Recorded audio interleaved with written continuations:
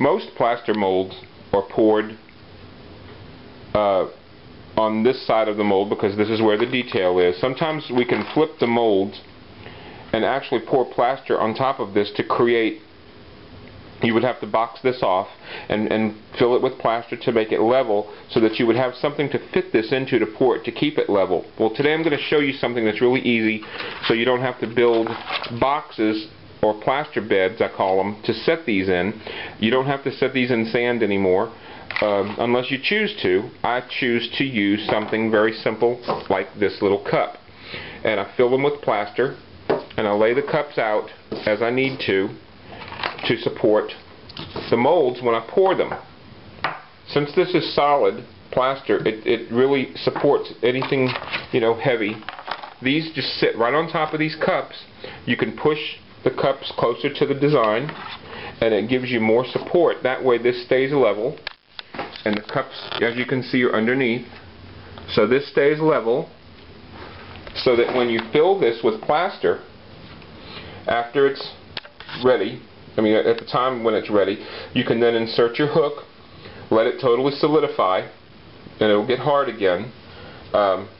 And then what you do is when you take that out, you have a flat back. It won't be bowed, it won't be, you know, wobbly. It gives you a nice clean cast. And I can show you a couple of pieces that I poured just this morning. This was a piece that was poured earlier this morning, and it's already ready to be taken out of the mold. And as you can see, still, you know, the supporting of this with these cups really helped this mold to stay level. So as the piece is ready to come out, this should just pop right out. There you go. And I use a little bit of silicone spray in the molds when I pour them, and this would be the finished piece here.